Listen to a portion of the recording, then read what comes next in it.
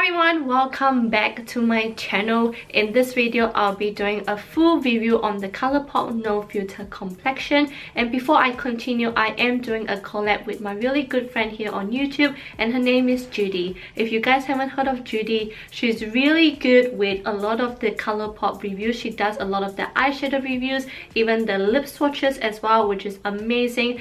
And her makeup is always on point, especially for those crease eye makeup, which I can never achieve. She is so good at it, so definitely check her out for her review of the full collection as well. We have similar skin tone, but at the same time we don't. She has much more of a darker shade compared to me, so if you guys have a bit of a darker shade than me, definitely check out her video. But anyway, let's get started on all of this review.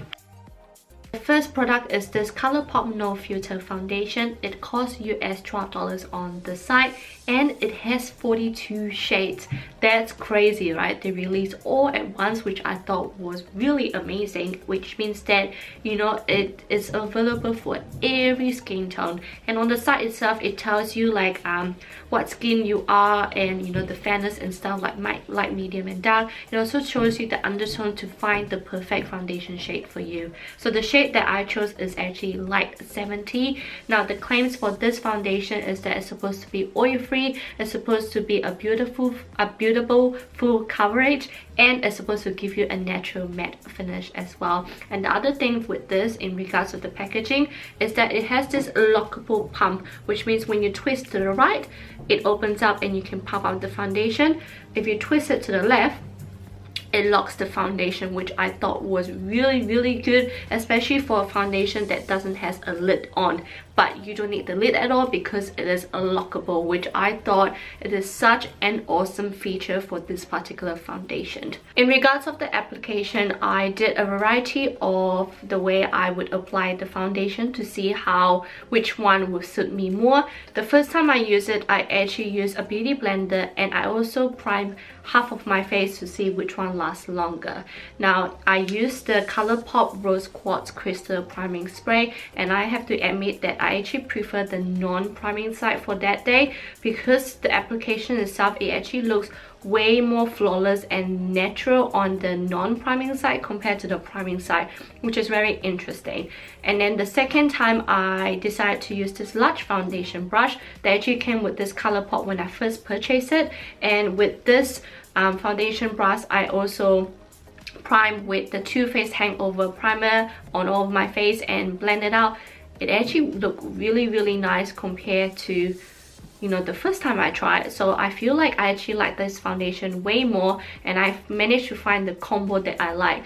The reason why I say combo is because I do have really dry skin. I have a lot of dry flakes on my face, so that's why I use a lot of the moisturizing primer. And I think with using this priming spray, it didn't give enough moisture on my face, hence why it didn't look as nice when I set it with the foundation. So using that Too Faced Hangover Primer and with this matte foundation actually goes well. So that's a good tip for those who have dry skin like me, because I think that's a perfect combo, which is what I'm wearing right now, and I love it so much because it looks so flawless and it looks so smooth. I can't see any of my dry flakes at all. It is actually pretty long lasting. Like I wore it from 8 o'clock to 7 o'clock, and it just still looks really good, especially for the non-priming side. The non-priming side, I was really surprised with how good it was. I mean, obviously it's after setting with the powder, which I'll talk really soon, but I was actually really surprised with the result.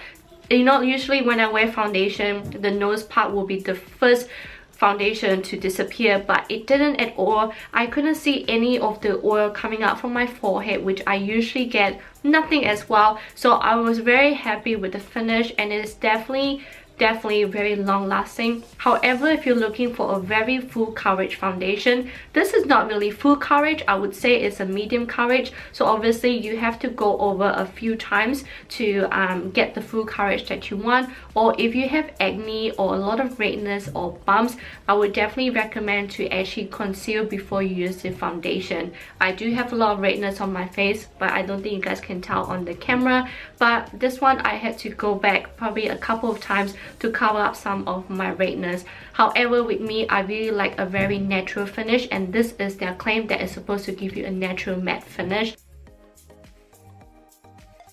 This one consists of 30 shades. The shade that I chose is actually light 20, but if I'm not wrong, it's actually called light 18 now. So I first purchased this when it came out, but I thought I'll put it in here because it is part of the No Filter Complexion collection.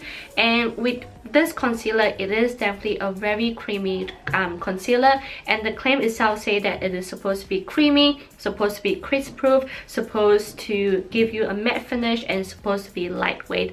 I completely agree with that. I usually don't use a lot of concealer under my eyes, but I only use it when I do want a full face makeup, and this would be the concealer that I always go for because it is so lightweight. It doesn't give you that crease under your eyes. Obviously after a few hours it does if you don't set it properly, but at the moment you can't see at all. And the shade is actually perfect for me. It does look quite white, but I actually, you know, it actually suits me a lot because it just brightens up my under eye and on my forehead as well, which I applied today too.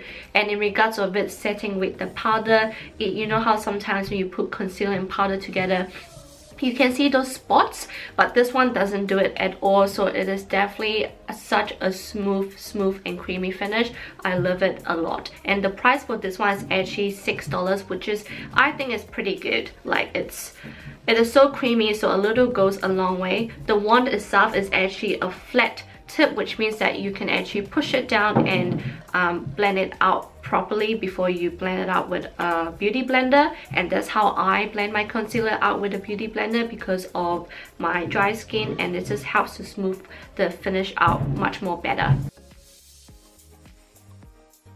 The third product is this Colourpop Nose Filter Setting Powder. It costs $9 and it has 3 different shades. The shade I chose is translucent shade, and it contains 8.5 grams of powder in this here. And I mean, it looks small, but it's actually a decent size. Now the claims say that it's supposed to be weightless, it's not supposed to cake on your face, supposed to be smooth, supposed to give you long wearing, and it's not supposed to give you any flashback at all, which I thought is a really good claim. Now in regards of powder itself, I myself usually don't use powder that often, but I decided to get this because I've always wanted translucent powder as a side when I really do need my foundation to actually last for a very long time. Now the way I use this foundation is I actually use it with my beauty blender to set my under eye and especially my smile line. I usually have a lot of crease around my smile line, so having this powder is actually really good. Like, I was surprised with how long lasting this was, and it doesn't feel cakey or powdery on my face, which I'm really happy with because usually when I use powder, I have really dry skin. It tends to make my face really cakey and powdery, but this one doesn't give that at all. Maybe because I use the beauty blender as well, maybe it gives me that effect, but I really do like this powder, and a little goes a long way. When you open it up, it actually comes with the sticker, but I took the seal off, and obviously it has this hose, and what I do is I just tap it out, the powder onto the lid, and then tap my beauty blender and apply it on the part of my face where I want to set it with. So yeah, there's not much I can say with this powder because I really do like it, and I think it's actually pretty affordable. And for me, this will probably last me a while because I don't really use powder, but with this powder, it just makes me want to set my face really often now, which I probably will because it is so lightweight. It doesn't feel like there's anything on my face, so very impressed with this powder. The last product is the Colourpop No Filter Sheer Press Powder. This one costs $9 and it contains 6 different shades. The shade I chose was medium, and the reason why I chose medium for this one is because I wasn't sure if the foundation was too light for me, or yeah, it wasn't. So if it was too light, I could have used the medium to, you know, make it a little bit darker, but you know, obviously the foundation was a little bit too dark for me, but it's okay. But this one actually went really well with the foundation. It didn't dark up my face. It is actually the perfect shade for my face for the medium. And this one's supposed to be oil absorbing. It's supposed to give you a no sheer beautiful coverage, and it's supposed to give you a seamless and seamless finish, and it's supposed to remove any of your imperfection. And with this powder, what I did was I just used my large powder brush and just swirl it, and then just actually pat it on my face rather than swirling on my face, because I find it better on my dry skin. It gives me much more of a nicer coverage. This powder is amazing. It didn't cling on to any of my dry flakes, and it gives me a very flawless and natural finish as well. So I like using the setting powder for my under eye and my forehead and my smile line, and then using the sheer powder for the entire of my face while tapping it in. So overall, I actually am really impressed with all 4 of the products. I felt like all of them really matches me really well. I mean, obviously the foundation I should have gone a bit lighter, but other than that, the coverage and the application, everything is just great. I love this whole look right here. I'm not usually a matte person, but this foundation makes me want to be a matte person. Like, I really like it, and if I were to go out for a really long night, or like I want a full, not full coverage, but a full face look, this would be my perfect go-to products to get the finish that I want. So I hope you guys enjoy this Colourpop No Filter Complexion review, and don't forget to check out my friend Judy's video for her review, and I hope to see you guys on my next video. And if you have any suggestion of what you want me to review next, whether it's a Colourpop product or foundation review, anything, just put it down in the comments box below, or any questions that you have in regards of any of these products, I'm more than happy to answer them in my comment section below. And I hope you guys enjoy, and I'll see you on my next video. Bye.